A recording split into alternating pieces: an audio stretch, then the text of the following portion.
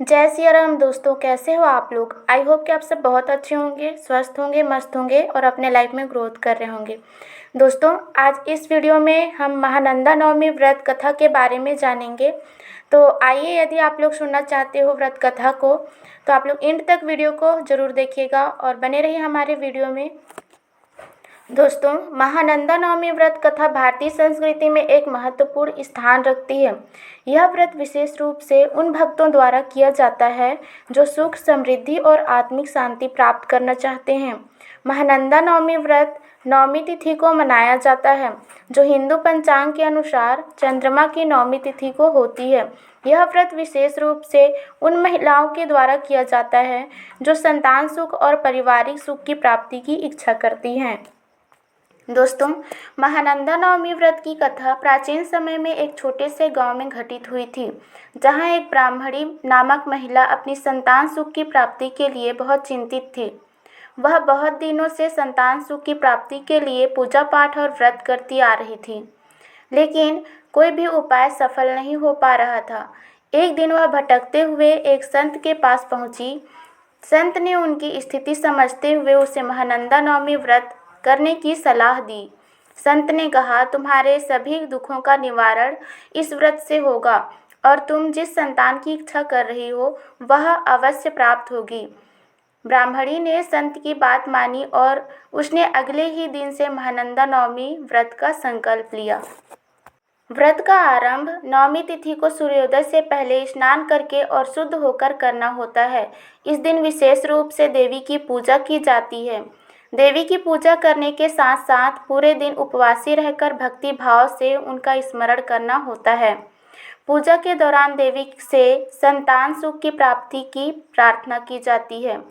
ब्राह्मणी ने बड़े श्रद्धा भाव से यह व्रत करना शुरू किया। व्रत के दौरान उसने संतान सुख की प्राप्ति के लिए देवी से विशेष आशीर्वाद मांगा।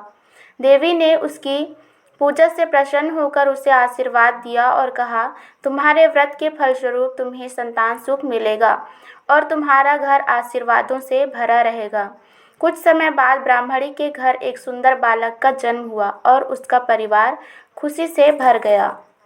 यह कथा इस बात की ओर संकेत करती है कि महानंदा नवमी व्रत के प्रभाव से देवी की कृपा प्राप्त होती है और भक्तों के जीवन में सुख, समृद्धि और संतान सुख की प्राप्ति होती है।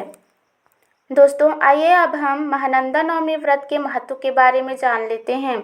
महानंदा नवमी व्रत का महत्व बहुत ही गहरा है। यह व्रत विशेष रूप से उन महिलाओं के लिए फायदेमंद माना जाता है जो संतान सुख की प्राप्ति की कामना करती हैं। यह व्रत न केवल संतान सुख की प्राप्ति के लिए है, बल्कि यह मानसिक शांति और आध्यात्मिक उन्नति के लिए भी किया जाता है।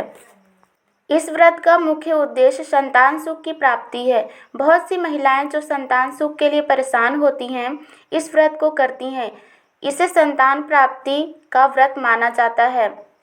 इस व्रत को करने से व्यक्ति की आध्यात्मिक उन्नति होती है। व्रत और पूजा के दौरान व्यक्ति का मन पूरी तरह से भगवान में एकाग्र हो जाता है, जिससे आत्मिक शांति मिलती है। जो व्यक्ति इस व्रत को श्रद्धा और विश्वास से करता है, उसके सभी दुख दूर हो जाते हैं। यह व्रत दुखों को दूर करने का एक प्रभावी उपाय माना जाता है।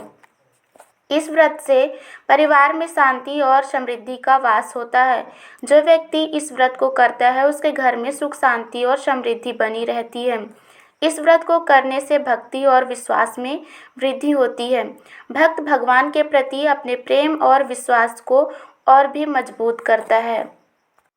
आइए फ्रेंड्स, अब हम लोग जान लेते हैं व्रत की विधि के बारे में।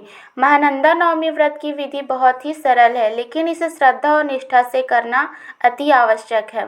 दोस्तों, सबसे पहले व्रत के दिन सूर्योदय से पहले स्नान करना और शुद्ध होना चाहिए। पूजा के लिए एक पवित्र स्थान चुनें, वहां पर देवी की मूर्ति या चित्र रखें और उन्हें सफ़ेद वस्त्र पहनाएं। देवी की पूजा करने के बाद उन्हें फूल, धूप, दीपक और नैवेद्य अर्पित करें। पूजा के दौरान देवी से संतान सुख और समृद्धि की प्रार्थना करें। इस दिन उपवासी रहकर पूरी श्रद्धा से व्रत करना चाहिए। दिन भर भजन कीर्तन करना चाहिए, इससे भक्त की भक्ति और भी प्रगाढ़ होती है। व्रत के बाद गरीबों को दान देना चाहिए और ज़रूरतमंदों की मदद करनी चाहिए। दोस्तों, महानंदा नवमी व्रत की कथा और विधि एक आदर्श उदाहरण प्रस्तुत करती है, जिसमें भक्ति और श्रद्धा से किए गए व्रत के माध्यम से देवी की कृपा प्राप्त होती है।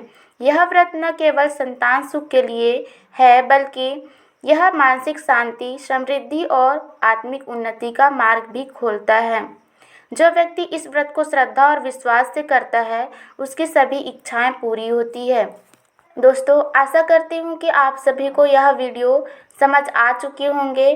तो मैं यहाँ वीडियो को समाप्त करती हूँ और मिलते हैं नेक्स्ट वीडियो में नेक्स्ट टॉपिक के साथ। तब तक के लिए जय सिया राम, राधे राधे, जय माता दी।